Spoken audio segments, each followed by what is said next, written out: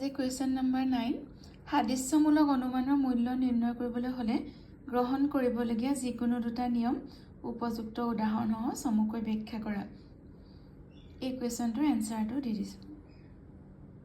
মিলৰ মতে সাদৃশ্য অনুমানৰ সম্ভাৱনাৰ পৰিমাণ কিহৰ ওপৰত নিৰ্ভৰ কৰে বুলি কুৱেশ্যন আহিলে এই তিনিটা পইণ্ট লিখিলে হৈ যায়। মিলৰ মতে সাদৃশ্য অনুমানৰ সম্ভাৱনাৰ পৰিমাণ তিনিটা বিষয়ৰ ওপৰত নিৰ্ভৰ কৰে, যেনে জ্ঞাত সাদৃশ্যৰ পৰিমাণ, জ্ঞাত বৈসাদৃশ্যৰ পৰিমাণ আৰু অজ্ঞাত গুণাৱলীৰ পৰিমাণ। মিলে অকল সংখ্যাৰ পৰিমাণৰ ওপৰত গুৰুত্ব দিছে। কিন্তু এতিয়া যোনটো কুৱেশ্যনৰ কথা কৈছোঁ সেই কুৱেশ্যনটোত দুটা উদাহৰণৰ সৈতে বুজাই লিখিবলৈ দিছে।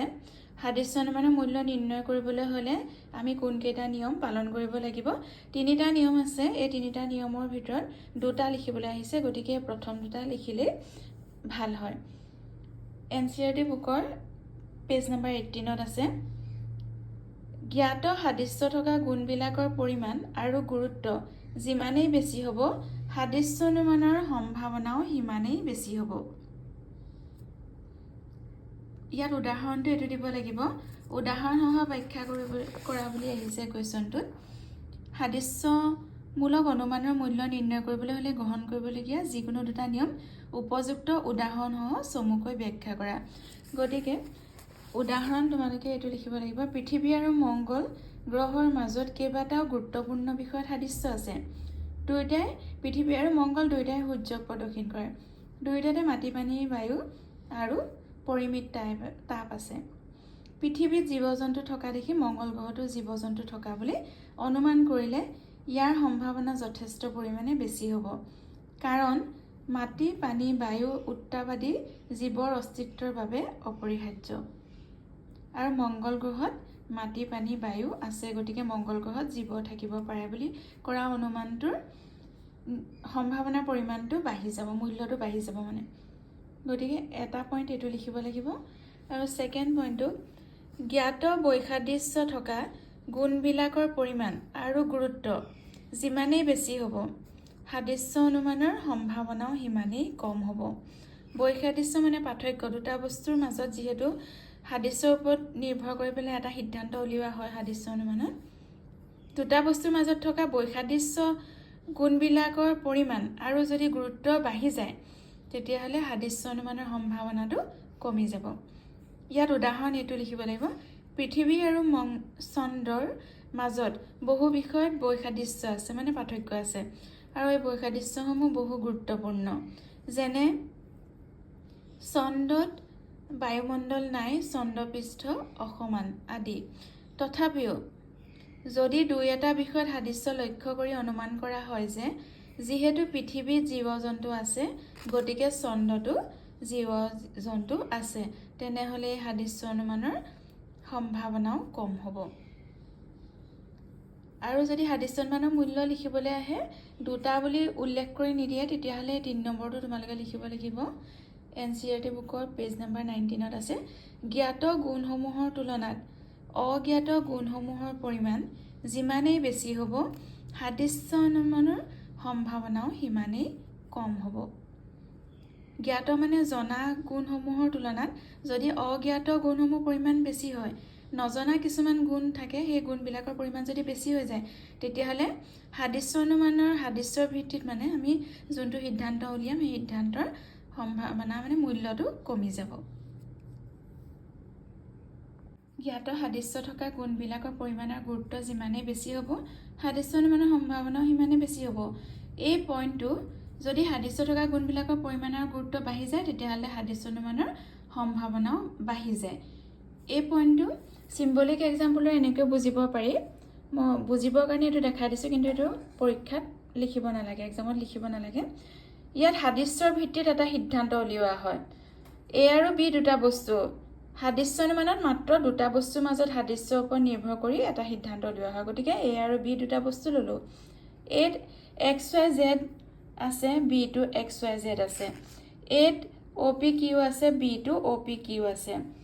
Aত LMN আছে, Bটো LMN আছে।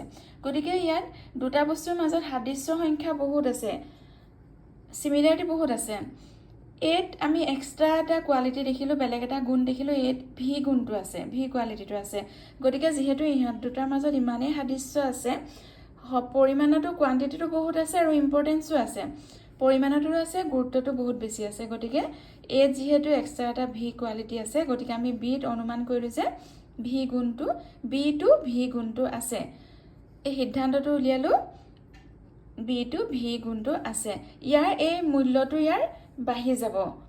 কেলৈ বাঢ়ি যাব? কাৰণ এই বস্তু দুটা, এ আৰু বি দুটা বস্তুৰ মাজত সাদৃশ্যৰ পৰিমাণটো বেছি আৰু গুৰুত্বও বেছি, সেইকাৰণে ইয়াৰ এই সিদ্ধান্তটোৰ সম্ভাৱনা পৰিমাণটো বাঢ়ি যাব, মূল্যটো বাঢ়ি যাব, ভেলুটো বাঢ়ি যাব। আৰু নাম্বাৰ 2 পইণ্টটো যোনটো আছিলে যে জ্ঞাত বৈসাদৃশ্য থকা গুণবিলাকৰ পৰিমাণ আৰু গুৰুত্ব যিমানেই বেছি হ'ব, বৈসাদৃশ্য সংখ্যা যদি বাঢ়ি যায় তেতিয়াহ'লে সাদৃশ্য অনুমানৰ ডিছিমিলাৰিটি নাম্বাৰবিলাক যদি বাঢ়ি যায় তেতিয়াহ'লে তাৰ কনক্লুজনৰ যোনটো সিদ্ধান্তৰ যোনটো সম্ভাৱনা সেইটো কমি আহিব। চিম্বলিক এক্সাম্পলে এনেকৈ বুজিব পাৰি, এ আৰু বি দুটা বস্তু, ইয়াত এক্স ৱাই জেড আছে, বিটো এক্স ৱাই জেড আছে, ইয়াত অলপ মিল আছে, কিন্তু ইয়াত ডিছিমিলাৰিটি নাম্বাৰবোৰ বেছি আছে, পাৰ্থক্য বৈসাদৃশ্যবোৰ বেছিকৈ আছে।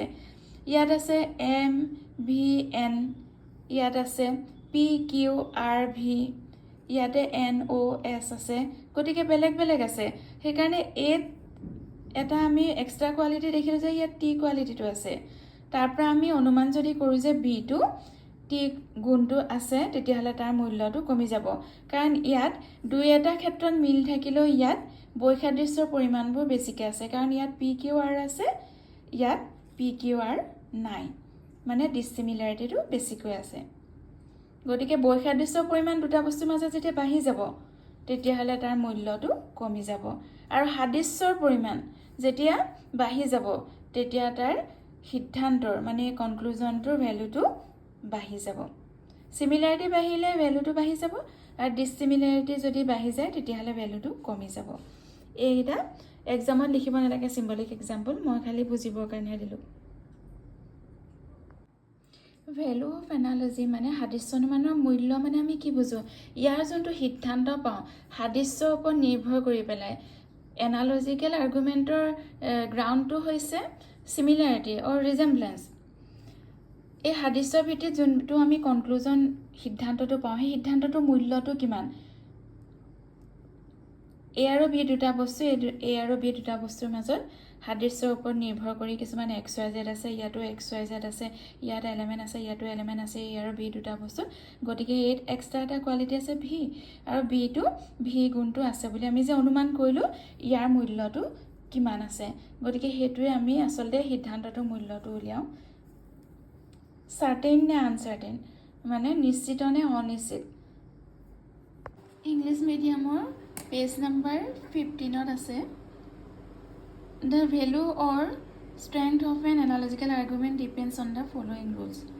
এক্সাম্পল দিবলৈ দিছে, গতিকে এই ফাৰ্ষ্ট, ছেকেণ্ড আৰু এটা পইণ্ট আছে, এই তিনিটা পইণ্ট দি পেলাই ইয়াৰ এক্সাম্পলবিলাকো লিখি যাব লাগিব। Number 1 to the greater the number and the importance of the known points of resemblance, the greater the value of the analogical argument. For example, the points of resemblance between man and lower animals are more in number and more important than the points of resemblance between man and plants. Hence, the analogical argument lower animals feel pleasure and pain as men do is more probable than the argument plants feel pleasure and pain as men do. Assamese মিডিয়ামত ইয়াত এক্সাম্পলটো আৰ্থ আৰু মাৰ্চৰ পৃথিৱী আৰু মংগল গ্ৰহটো দিয়া আছিলে, ইয়াত এটা এক্সাম্পল বেলেগ দিছে। Number 2, the greater the number and the importance of the known points of difference, the less the value of the analogical argument. For example, the known points of difference between the earth and the moon are more in number and more